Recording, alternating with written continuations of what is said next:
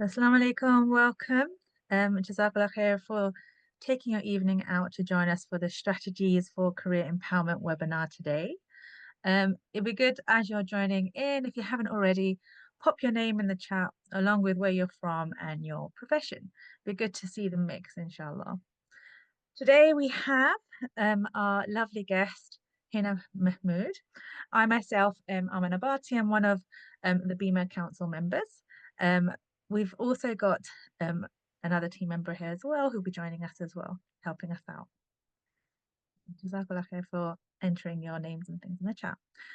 Let's introduce Hina Mahmood. She's a well-respected physiotherapist. She's a project manager and a senior leader in the NHS. She has led large-scale digital health projects, has a strong interest in racial inequalities, and has led development and race equality networks locally and regionally as well. She continues to work in the field of healthcare and is passionate about reducing inequalities and champion the role of allied healthcare professionals in healthcare as well. She's also keen in politics. That's an interesting one.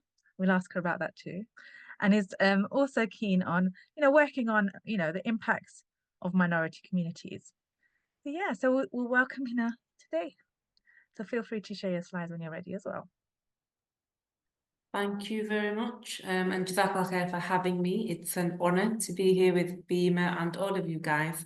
I've been noticing as to who is from where and who does what in the chat. And most people seem to be from down south, really, Midlands and below. It's funny because people that are from London tend to say the UK is London and up north, but up north is far bigger than London.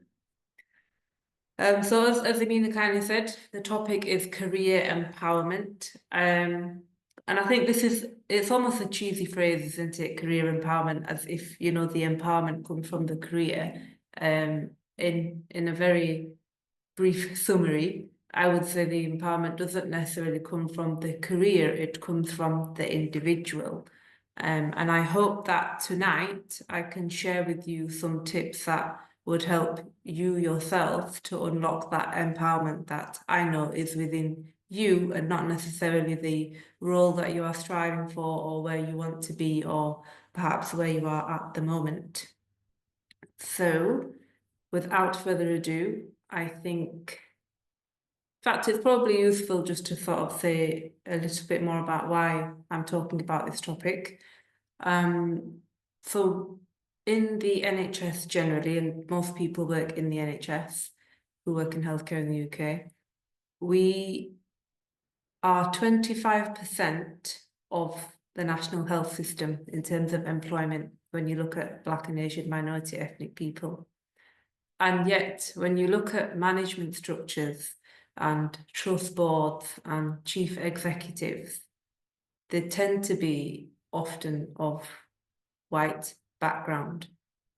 And it makes me think when I look at it, when the NHS first started 70 plus years ago, it was our people from South Asia, from the Caribbean, from the Commonwealth at that time, who came and rebuilt the NHS, or built the NHS rather, and helped to sustain it. But how is it that people come and start at the same time as us in their career, and we watch them progress into the senior role and then into management and then into leadership, and there'll be people that are very skilled and experienced but don't seem to progress in a similar manner? I'm not saying that the 5 tips that I talk about today is going to fix that problem, but what it is based on is my own experiences of, alhamdulillah, getting to sort of leadership positions and what helped me to realise and understand the system in which we work in. The tips that I'll go through today, they are actually taken from my book, which is titled Minority Ethnic Voices in Healthcare Professions. And inshallah, that will be out next month. So Ramadan, which is a very special thing. Please do make a little dua that Allah grants it success and may it be of benefit to those who need it. Ameen. So without further ado, let's get on with the first tip of the evening. So if we get the slides up, please.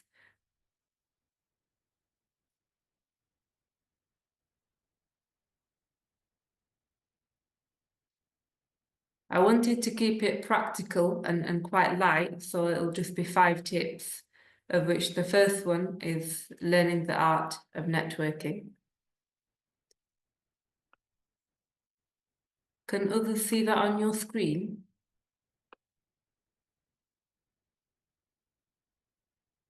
Just put a yes or a no in the chat if you can see it on the screen. If not, we'll carry on.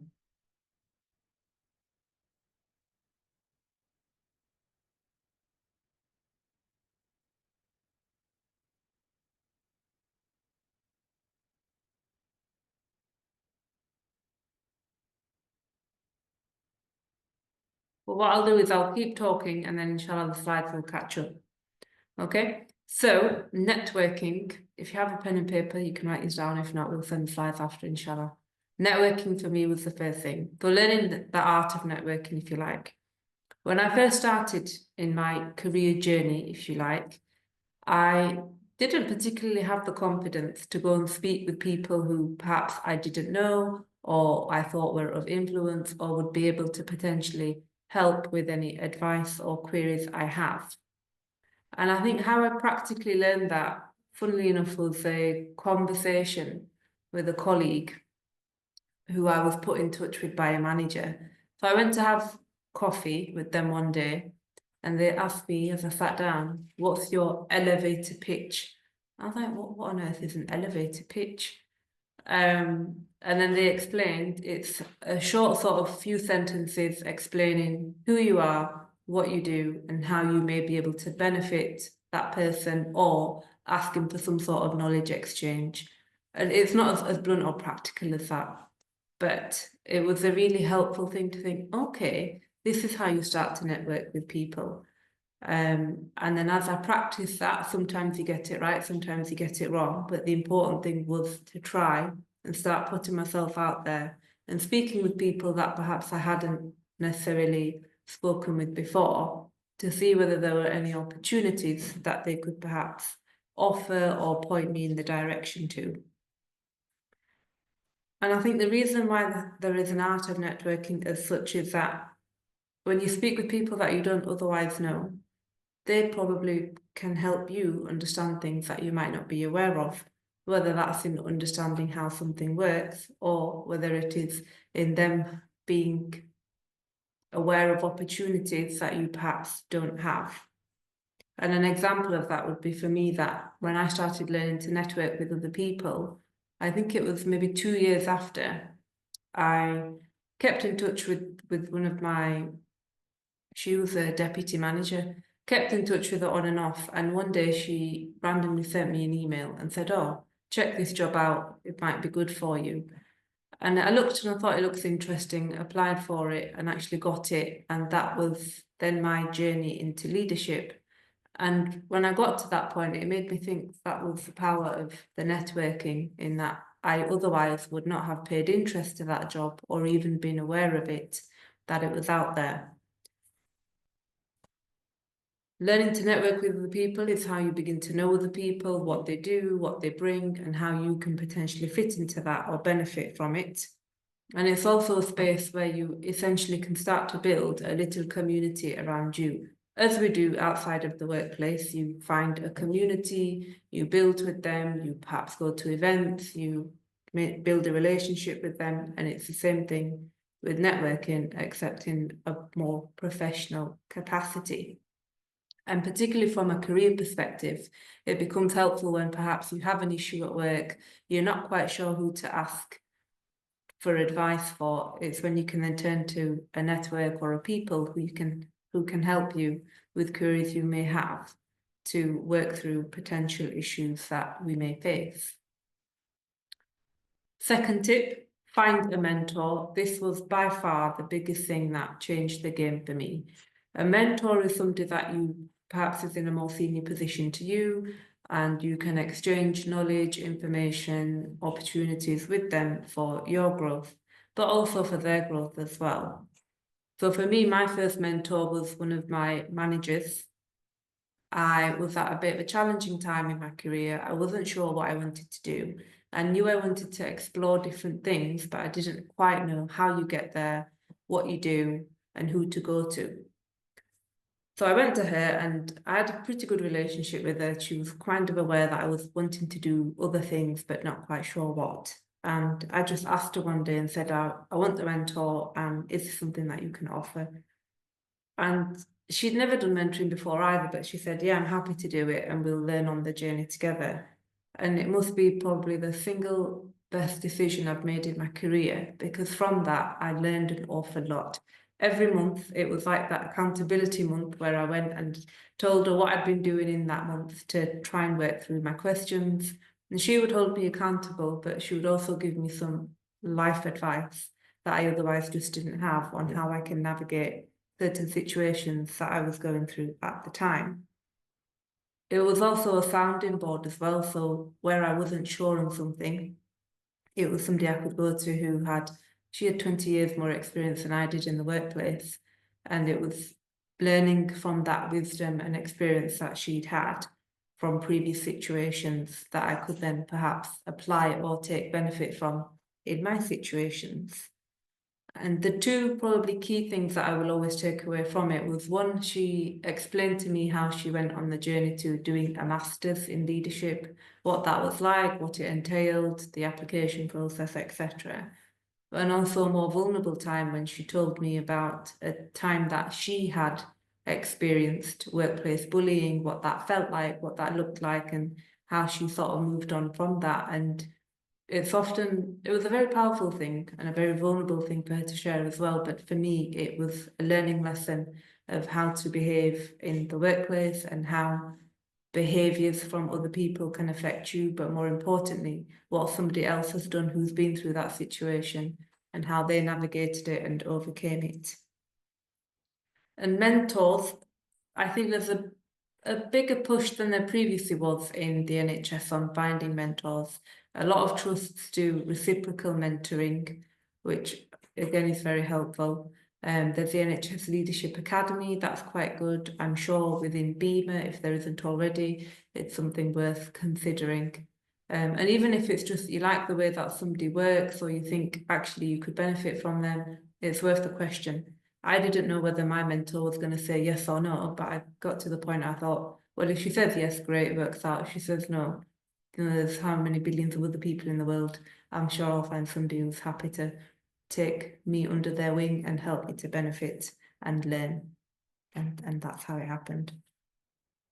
Third point, excel in whatever you do. So I like this quote from Aristotle: we are what we repeatedly do. Excellence, therefore, is not an act, but is a habit. And it brings with me how in Islam we say to strive to do things with ihsan, which in English translates to excellence. And where this word excelling in what I do and this habit came from, one is from the Deen, and the second is the trust that I spent many years working with. Every trust has like a mission statement, or like a little tagline as to what they do, like love, trust, respect, or compassion, excellence, health, whatever it is. And where I worked, it used to be striving for excellence. And I really liked that, because I thought in my heart, I always wanted to, whatever I do, striving with ihsan. And so I just used to translate it for myself, and make it a bit more powerful in terms of why I'm on this earth and what I'm doing, why I'm doing what I'm doing. So how to excel in what you do. For me, it was very much about, I go to work every day as a physio and I'm seeing patients day in, day out, but I don't always necessarily have that confidence in myself as to what I'm doing. And I thought, well, where does that come from? And so I made it a little mission to go away and excel in my knowledge, go away, read up on things in my own time, ask questions, be curious, speak to other people and ask them, why do you do things in that manner? Why do you do it differently to so-and-so? And just gain that exposure and experience. That's then what gave me the confidence to go on to other things, better things, and have the confidence to challenge, really. But I think also when you go in, you seek knowledge, which we know is highly revered in our faith as well, it gives you a level of passion and confidence because you know what you're talking about, rather than you think you know, but you're not sure this is how it's always been done. You have that confidence in what you're saying and what you're doing. And excelling in what you do, start simple. If you're not sure, start with maybe refreshing your previous knowledge that you've learned, just to check that, you know, you're confident in what you understand. Look at a training opportunity, see what is available. If there isn't anything available in your immediate space, Google and the internet is at our fingertips in today's day and age. So go out there and seek knowledge and watch how that returns back to you in ways that you wouldn't otherwise think. Fourth tip, knowing yourself. I think as we approach the month of Ramadan, you know, probably many of us are reflecting. We have, in fact, today's been the 15th of Shaban, so, you know, 2 weeks left until the month of Ramadan, which, you know, we may see it, we may not. May Allah be, may we be of those who witness it. And it's a time when we start to reflect on ourselves, on who we are, what we're doing, the month that is to come, our lives, and our relationship with our Creator. And I think with that, I've always thought as well, career is often a big part of what we do, who we are. For many of us, we will have spent many years in education. Some of us will be on that journey in education because we want to get to a goal of what we want to pursue. And so the career or the path that you have chosen plays a part in who you are and where you're going. So reflect on what is your intentions for why you do what you do. What is it that motivates you to get up and go to work every single day? And think about the qualities that you take to work about yourself. And there's always sometimes a notion of like strengths and weaknesses. Personally, I don't think we as humans are as black and white as good and bad. There is always nuance in the picture. So understand what qualities you take as a person and how that might impact when you are in the workplace or even with your families. Because each and every one of us has a talent, a skill, and a potential that has been bestowed just within you and nobody else. But in order to unlock that, you need to understand who you are and what it is that you bring. And that's a journey. I don't think it's as simple as perhaps reading one self-help book and then thinking, yeah, I fit into this box. I'm a green colour or a blue colour or whatever test it is that you do. They're helpful, but they don't necessarily define you. It's about putting yourself in situations and seeing how you respond with different people and reflection, which as Ramadan approaches, I'm sure we'll be more aware of. The benefits of knowing yourself, it leads to better decision making. I think once you know who you are, what you bring in, you're going to make decisions that generally are going to be better for you. And if you're making decisions that aren't the best for you, then what are you kind of doing? So better decision making improves your relationship with other people. And I think it increases your confidence when you know who you are, what you bring into the table, and it provides you with a better sense of fulfillment as to your purpose and what we are doing on this earth. And then the final tip, which intertwines closely with knowing yourself, is be confident in who you are. Especially in the times that we live in today, it can feel tough to be a Muslim, as if it wasn't already tough being the only hijabi in the workplace or the only brown person in the workplace or the only one that runs off at lunchtime to go get your prayers in the workplace. It's a lot tougher now because generally, unfortunately, Islamophobia is on the rise in this country and it can feel hard at times. Nevertheless, it is also a time where we have to stand up, hold your head high, be confident in who you are, and with that comes a positive self-image for yourself, which is so important. The second thing that comes with it is whether people like you or not is different to whether people respect you or not. And people will always respect you if you maintain that confidence in who you are. And from that, you don't know who you're inspiring just because you hold yourself well. And of course, when you're confident in who you are, it helps you to build better relationships with people. Obviously, relationships is how we as human beings interact with the world and with others. And I think also when you're confident in who you are, it makes it easier for you to be able to, I say the words sell yourself, but what I mean is talk about what you've done well and what you can do. Sometimes we can get a little bit shy about talking about the good that we have done, but why would you not shout about it if you've achieved something great? That isn't to say that we are arrogant with it if we talk about something good we have done. Rather, it is sharing what you have achieved and how that benefits other people. So that's the 5th tip. Does anybody remember what the other 4 were? Good test. So I'll go through them again. First one was learning the art of networking. So send emails, get out there, meet people. If you see somebody that's got an interesting title or role and you think, oh, that would be something I'm interested in, go make an effort to network with them, say hello, say you're interested in what they do, and maybe get to know them. Find a mentor, yeah. Again, email people, see if there's any opportunities. If you think there's somebody you can benefit from, get in touch with them. The worst that they'll say is no, and then you just move on. And I'm sure another door will open up. The third one, excel in what you do. So seek knowledge, strive. With that will come the confidence in knowing what you're doing and learning to do it well.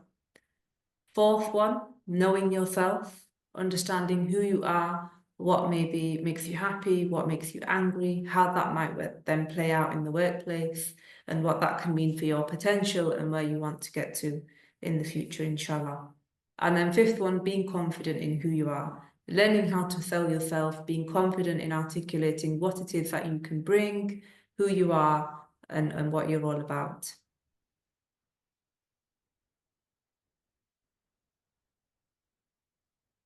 MashaAllah, Jazakallah khair for that. That's a really good, quite interesting 5 different tips. I must say, I've never heard of that combination before. Very useful. And I love the way you said, you know, be as if like you're going to inspire someone.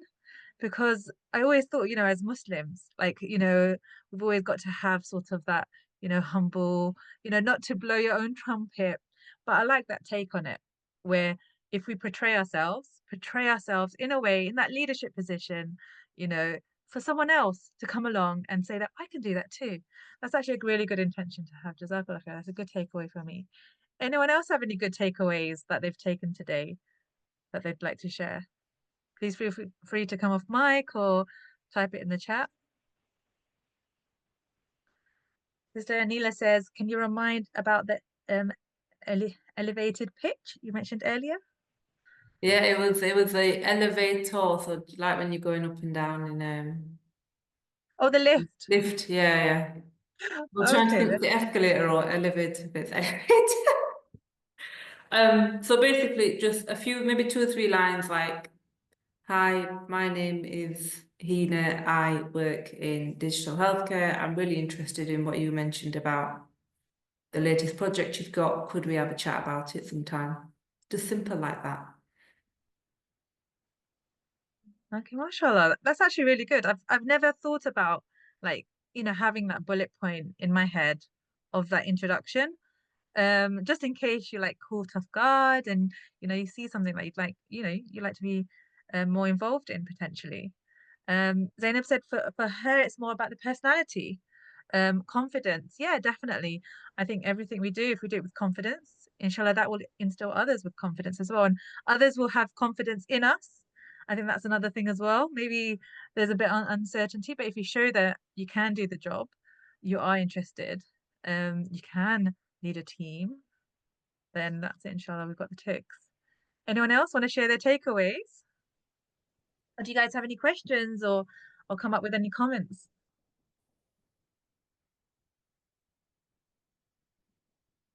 I like the way I actually thought it was elevator as well. I thought there was a tip. I thought it was like a certain term that you're using, but now it makes sense. It's the elevator. So Sister Zainab's asked, can you talk more about the perfect pitch? And she has an opportunity in a couple of weeks. Oh, mashallah. That's Well interesting. done. What is the opportunity, if you don't mind me asking? Then we can probably tailor it a little bit more. And what you do as well, then, would probably just be helpful if you want us to give some feedback on that.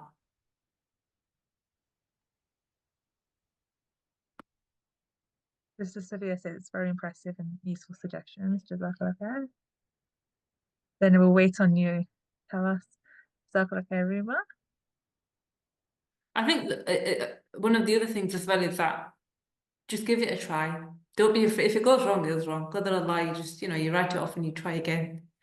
That's it. You learn from it, inshallah. Yeah. So Sister Zainab said she's meeting with the commissioner. Well done, mashallah. Wants to start a care agency, but needs a commission. Mashallah, really good achievement. So what I guess the brief thing would be obviously introduce yourself, your current role, your background and experience, and then what your intention is. I want to start a care agency, and I would be really grateful to have a conversation with you about commissioner approval and what that looks like, and to see where it goes. I hope that's helpful. Okay. I think another thing that transpired to me is know yourself. Because we always know ourselves as tick box. We've studied this, we've done this, we've worked, our CV essentially. But do we really know ourselves for the qualities we have? Are we capable of doing it? Are we really going to be like, honest enough to say we don't really have the right skills to do this? And so therefore go off and gain those skills. So that's a useful tip as well. Like, every time we look at a job description potentially, don't say that, okay, I don't have this skill, but how can I get that skill? And the Leadership Academy, that's another good tip as well. Any more tips at all, or any more suggestions at all? I think it's qualities as well, so like patience. I always used to think, oh no, I'm quite a patient person. And then when I went traveling and you're in a different country, nobody speaks your language. I was on my own at that time. And there was the littlest of things that I was like, this is irritating me. And it was an uncomfortable realization that, I'm not as patient as I think. And Oh, that really? comes out in What sounding country was this? irritating to people. What Just country in was this? Indonesia. Indonesia? Okay, mashallah. Yeah, which people, Allah bless them, very friendly, very super like kind and very welcome people. But sometimes you just need something to understand it. And I didn't speak Indonesian, they didn't speak my language. When I'm getting nowhere here and my time is running out.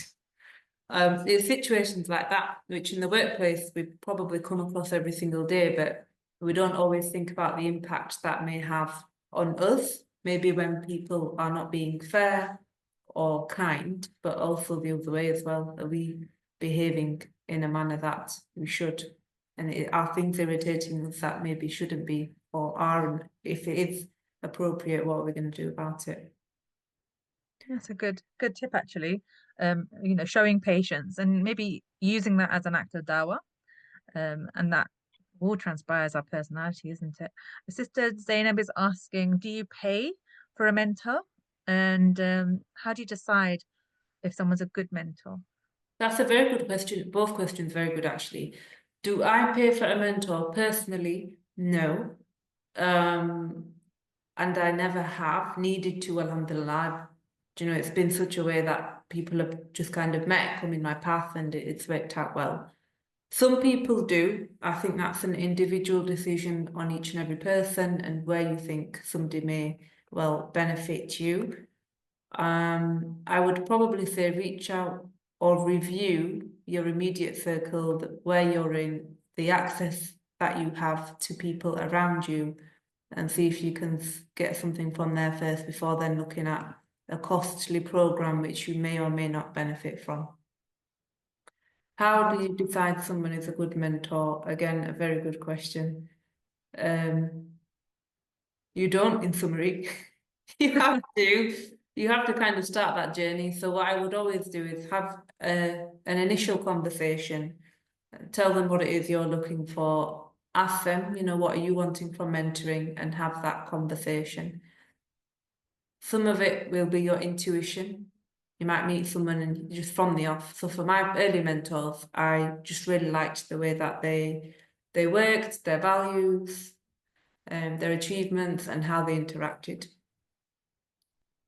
And so for me, I thought I'm happy with that.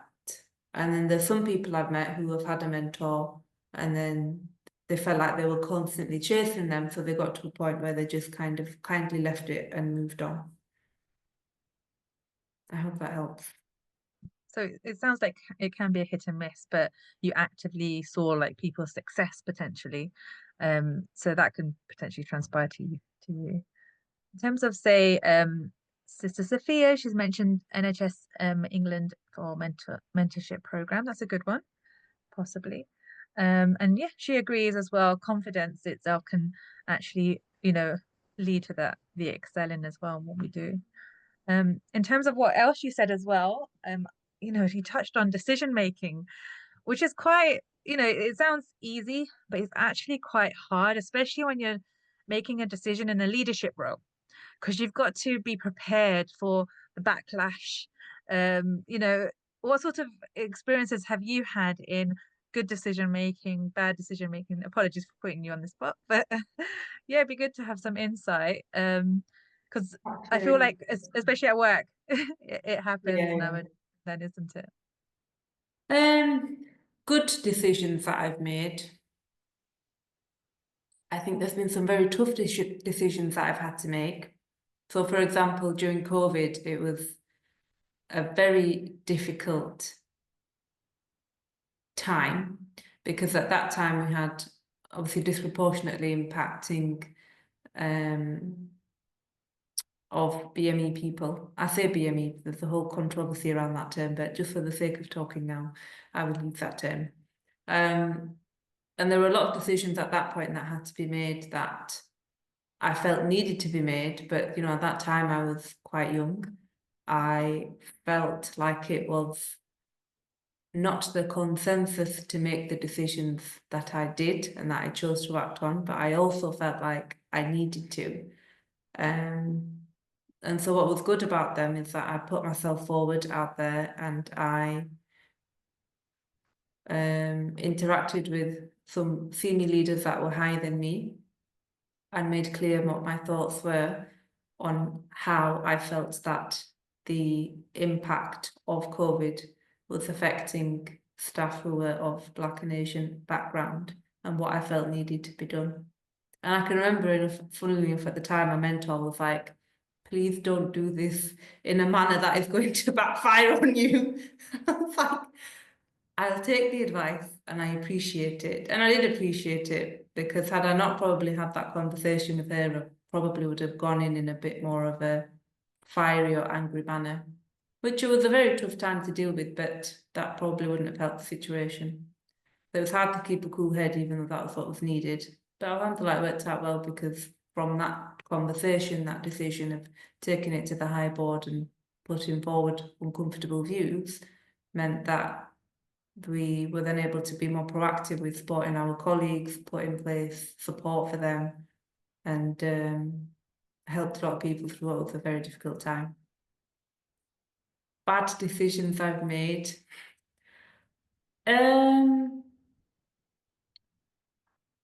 I think in hindsight, sometimes probably being blunt in situations that would have better served a bit of patience. And I want to say what we sometimes call waffly language, which is a terrible way of phrasing it, isn't it? But sometimes, learning to read the room and responding in a manner how other people are going to respond rather than how you want to respond. There's a very big difference between the two. So sometimes you put in situations, whether it's leadership, whether it's life, or whether it's just sort of working on the shop floor. Say, for example, you have a patient who is perhaps a little bit racist, doesn't quite like you, and they make that known to you. And at that point, because even I've had that situation as well, you can either react or you can respond. And reactively, what I've probably more than once done is taken it the wrong way. And not that you get aggressive, but perhaps sort of challenge that in a manner that isn't particularly professional. And ultimately, we're human beings. But to respond is to kind of maintain that professionalism and maintain that this isn't appropriate, what you are saying, and these are the options of how we're going to deal with this. So it's, of course, that type of incident is going to affect you and how you feel about things, but bear patience with that as well and handle it in a manner that is not only going to be best for you, but also not in a manner that you're presenting negatively, if you like. Equally though, I'm also an advocate that don't ever stay quiet about it and just let it go. Handle the situation, but handle it with an excellence, even when it's a difficult one.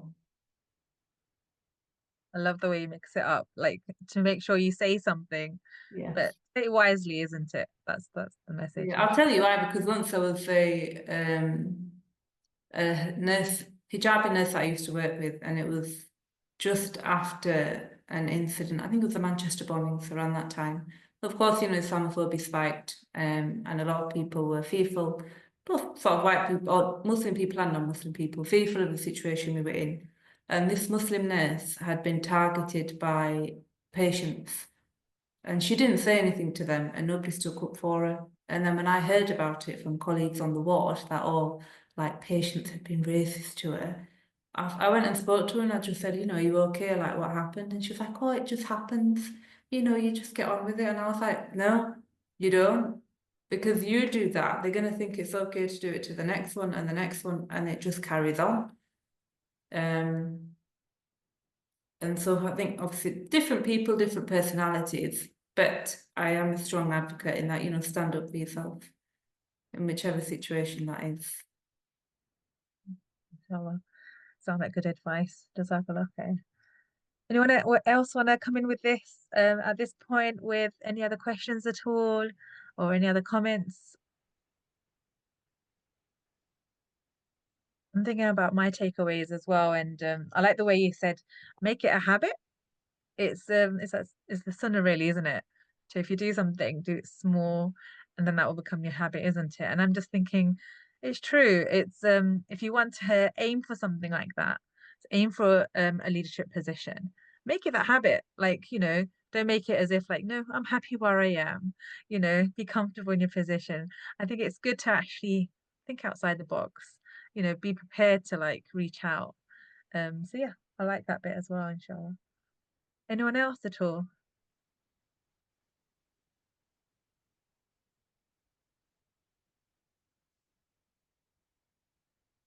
A few takeaways there.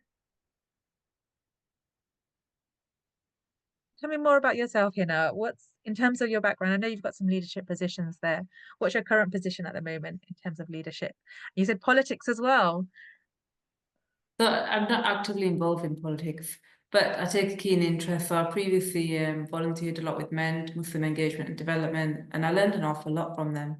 In fact, in my book, I talked about it as well. It was when I joined MEND, it was a very empowering experience in terms of understanding racism, particularly Islamophobia, what it looks like, what it means, and the impact that it has. And I think from that knowledge then came the confidence to think, actually, no, there is a reason why I feel like the odd one out at times. And what can I do to change that narrative or to change it for myself? And then obviously from there started a journey of speaking up, of getting involved in recognizing perhaps where there were things that needed to change to improve our experiences. And yeah, the rest was kind of history from there, really.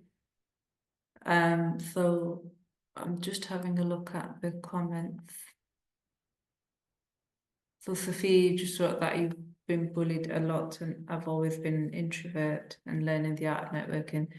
Do you know, that's a really interesting thing you've said there about introverts and networking, because there is a perception that extroverts are best at networking and introverts are generally quieter people and don't like social interaction. But I disagree. I think introverts in the right space, the right environment, you know, you have it in you to come out and sort of portray who you are, but it's just how far you're kind of willing to go with it. And I say that as somebody who probably identifies as introvert myself. Yes, it probably sounds easy now that I'm talking on this webinar that I sound like an extrovert, but I like my quiet time too. So yeah, some days, you know, don't be harsh on yourself. It's a journey at the end of the day. Some days you might walk into a room and you feel pretty confident to go and approach people and introduce yourself, tell them who you are, what you're about, and what you want them to be able to help you with. And other days you might go and you just think, I'm not that comfortable doing this. But it's the good and the bad. You take it as it comes. Yeah, it's an interesting point actually, because I always thought that you have to be an extrovert as well. But yeah, it's that environment. I think it's about creating that environment.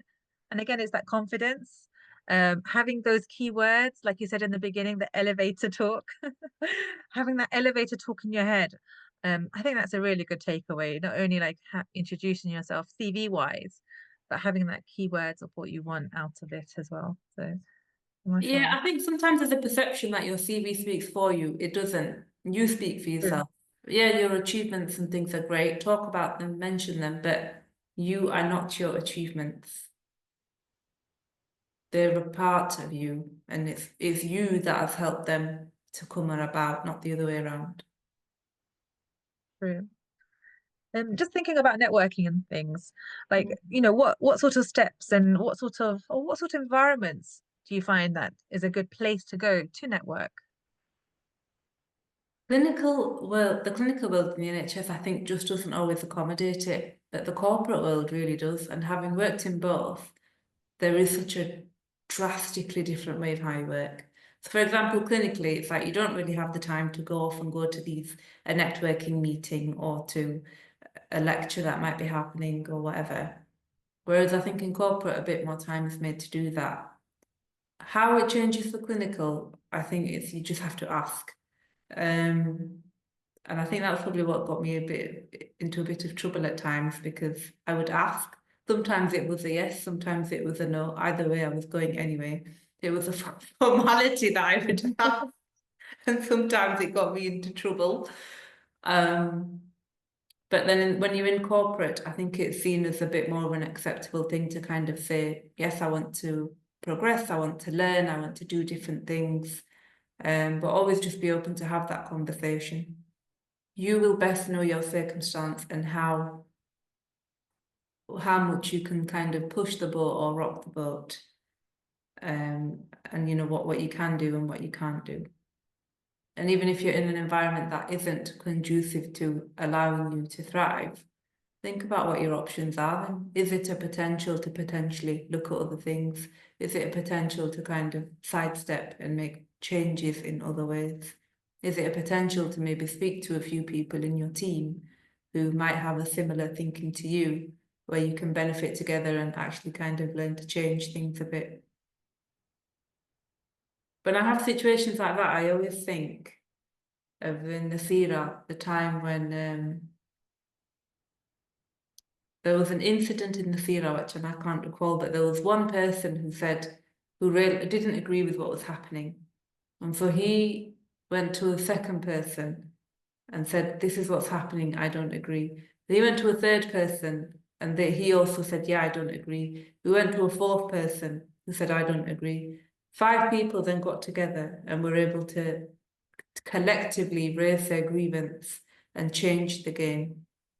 And I sometimes think of that incident and think, as one person, you know, I might struggle to kind of raise my voice here, but this is where your networking comes into play. So where I perhaps had an issue somewhere, I think if I speak on this alone, it might not make the impact I need. Sometimes it can, sometimes it can't. Reading the room and understanding the situation is where that's helpful. So I'll go to another person and I'll be like, I've got this issue and I wondered what your thoughts on it are.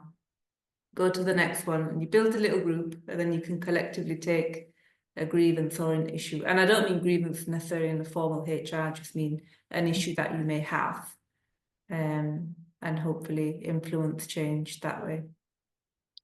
So what's my take on workplace politics? It happens absolutely everywhere. You might change it, you might not. You might like it, you might not.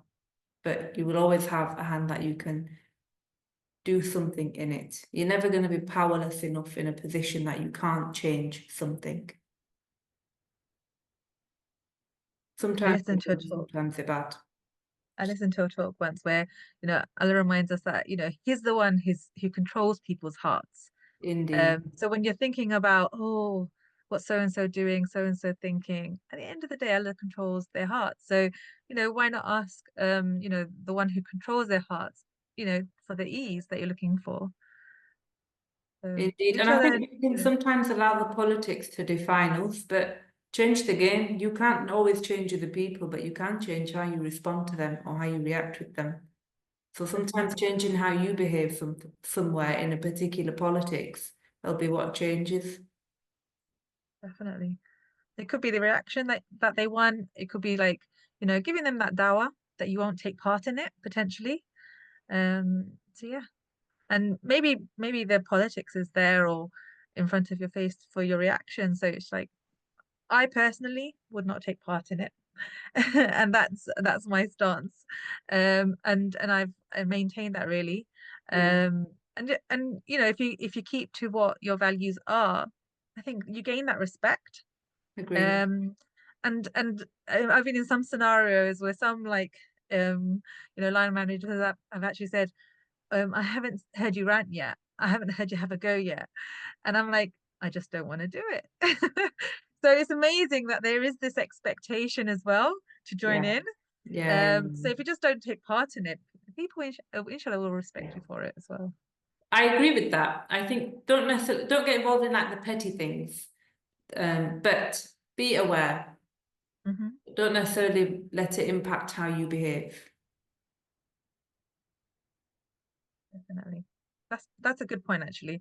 Be aware of it. However, yeah, don't Yeah, let it 'cause affect you. there's always some level of politics everywhere, but as Amin said, don't always take part in it. But just be aware of what is happening around you. Mhm. Anila, inshallah, that's helped you with your thought process. It'd be nice, like, just to share a bit, if you can, about what sort of work politics you're thinking about, or if anyone else wants to share anything, feel free. It's an open discussion, inshallah. But yeah, you touched on like, it sounds like you've been part of some interesting politics. If you want to share, if you find if you want to. I think I've worked in a lot of teams. I've worked in a team where I entered the team as a new senior, and it was a confusing time because it was a new role. I was quite excited to be sort of moving up and things, but my manager was just never there, and I couldn't understand what on earth was going on until one day it transpired that unfortunately she was being performance managed and it was all about to come to a head. And I think in my head at that time, I thought I was getting frustrated because work was coming my way with very little notice or issues. And nobody was informing me that this is what I needed to take on and do. Whereas normally you might have a conversation with the manager who says, we have a new starter, you're going to manage them. I didn't have any of that. It was just somebody else said, oh, you're a manager, don't you know? And I was like, no, nobody told me that bit. And I was getting frustrated thinking, this is an issue of mine because I'm not being informed. And that was an issue in itself. But the bigger picture, which is why I say about be aware of what is happening around you, was that obviously my own manager was going through their own issues. So it wasn't that relevant as to what was happening with me. But I think from that, I took charge of my own development, training, and made it a sort of a mission, if you like, to strongly network with other people and be like, this is what's happening. I want to do X, Y, Z. Can you help me with this? If you can't, point me into the direction of who can. That's good. Good points. It sounds like you were in charge of your education and learning, so you knew sort of your gaps. And yeah, sounds like you reached out to the right people. Alhamdulillah. So Neela's saying it's more hierarchical politics, peer support. Hmm. Interesting, because it's an interesting concept because people think that if they're above you or they need to be above you to actually have a go or maybe, I don't know, engage in the people above you, to actually put others down potentially.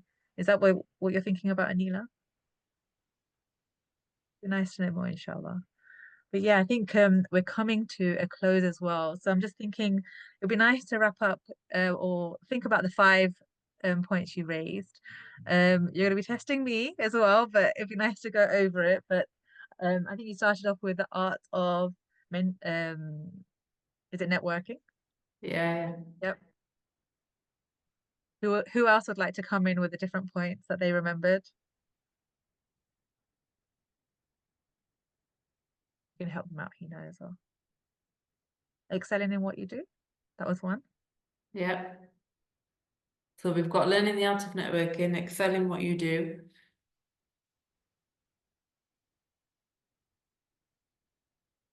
I've got here know yourself as well. knowing yourself, yeah. Mentoring, fantastic. And then the last one, Confidence. yes, being confident in who you are. So that's a really good summary. I really like those points actually, and it's good to have that discussion with you, Hina. It'd be good, like if we reach out to you on LinkedIn, if we've got any sort of further sort of queries or Anila, if you want to reach out further, to talk about things, feel free, to stay on, and we can talk about it a bit more if anyone else wants to stay on as well. But yeah, it'll be nice to keep the conversation going, keep in touch, and yeah, look out for further Beamer events, inshallah. جزاك الله خير.